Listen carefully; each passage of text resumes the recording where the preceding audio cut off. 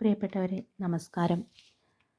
സാമ്പത്തിക പ്രശ്നങ്ങൾ അഭിമുഖീകരിക്കാത്ത വളരെ ചുരുക്കം ആളുകളെ നമ്മുടെ ഇടയിൽ കാണാൻ സാധിക്കൂ. ഇത് രണ്ട് ഗണത്തിൽപ്പെടുത്താം.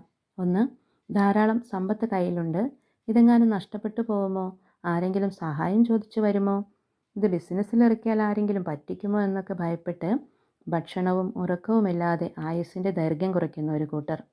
ഇനി മറ്റൊരു കൂട്ടരാണെങ്കിൽ ഒരു 5 പൈസ കയ്യിലെടുക്കാനില്ലാതെ ഒരു നേരത്തെ ഭക്ഷണത്തിനും മരുന്നിനും മറ്റാവശ്യങ്ങൾക്കും എന്തു ചെയ്യുമെന്ന് വിചാരിച്ച് നെട്ടോട്ടം ഓടുന്നവർ. ഇക്കൂട്ടർ ഞാൻ ആദ്യം പറഞ്ഞ ഗണത്തിലുള്ളവരുടെ പരിസരത്തുകൂടെ പോലും പോകരുത്. കാരണം അത് മതി അവരുടെ ചങ്കിടിപ്പ് കൂടാൻ. നമ്മുടെ കയ്യിൽ ആവശ്യത്തിന് പണമില്ലാതായാൽ ആ ഒരവസ്ഥ മിക്കവരും അനുഭവിച്ചിട്ടുണ്ടാകും. എന്നാൽ ചിലർ അതിരൂക്ഷമായി അനുഭവിച്ചിട്ടുണ്ടാവുമല്ലേ. നമ്മുടെ കയ്യിലെ സാമ്പത്തികമില്ലായ്മ തകർത്ത് കളയുന്നത് നമ്മുടെ ആത്മവിശ്വാസം കൂടിയാണല്ലേ.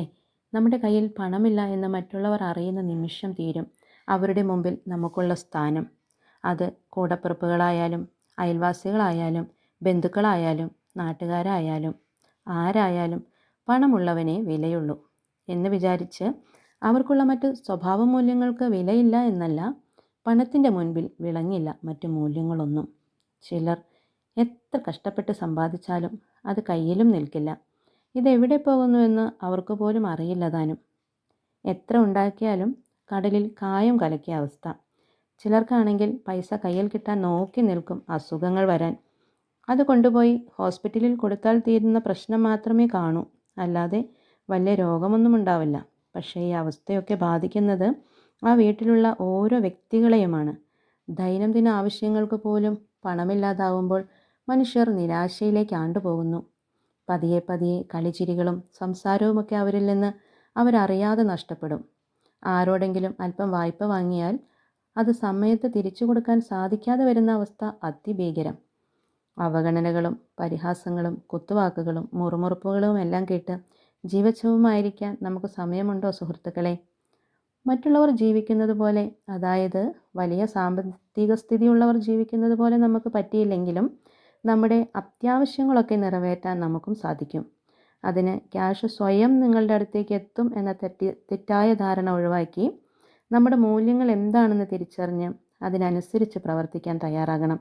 എന്നാൽ മാത്രമേ നമുക്ക് സാമ്പത്തികമായി ഉയരാൻ സാധിക്കൂ. സാമ്പത്തിക തകർച്ച വരുമ്പോൾ സ്വാഭാവികമായും നഷ്ടപ്പെടുന്ന ഒന്നാണ് കുടുംബ സമാധാനം. ഭാര്യ ഭർത്താവിനോട് ദേഷ്യപ്പെടുന്നു, ഭർത്താവ് ഭാര്യയോട് ദേഷ്യപ്പെടുന്നു, മക്കൾ പാരൻസിനോട് ദേഷ്യപ്പെടുന്നു, തൊട്ടതും പിടിച്ചതും ഒക്കെ പ്രശ്നം.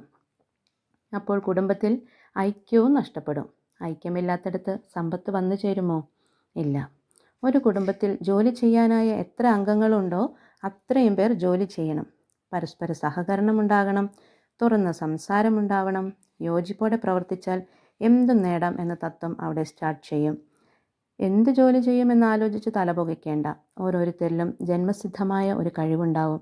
അതെന്താണെന്ന് കണ്ടുപിടിക്കുകയാണ് ആദ്യം ചെയ്യേണ്ടത്. അത് പോളിഷ് ചെയ്ത് നിങ്ങളെ കൊണ്ട് പറ്റുന്ന മാക്സിമം ലെവലിൽ എത്തിക്കുക. പിന്നെ നേട്ടങ്ങൾ വന്നു ചേരാൻ എളുപ്പമാകും. ഇല്ലെങ്കിൽ ഞാനും ഏതെങ്കിലും ഒരു കാലത്ത് താനെ പണക്കാരനാകുമെന്ന സ്വപ്നവും കണ്ട് ഒന്നും ചെയ്യാതെ ഇരുന്നാൽ ഈ ആയുസ് അങ്ങ് തീരും. പരമാവധി നമ്മുടെ ബുദ്ധിമുട്ടുകൾ ആരെയും അറിയിക്കാതെ നമ്മൾ തനിയെ കൈകാര്യം ചെയ്യുക. പണമില്ല എന്ന് മറ്റുള്ളവർ അറിയുമ്പോഴല്ലേ നമ്മുടെ ആത്മവിശ്വാസം നഷ്ടമാകുന്നത്. അതില്ലാതെ നോക്കുക. സ്വയം ഊർജം വീണ്ടെടുത്ത് ആവുന്നത്ര ഉയരത്തിൽ പറക്കാൻ ശ്രമിക്കുക. വിജയം കരസ്ഥമാക്കുക.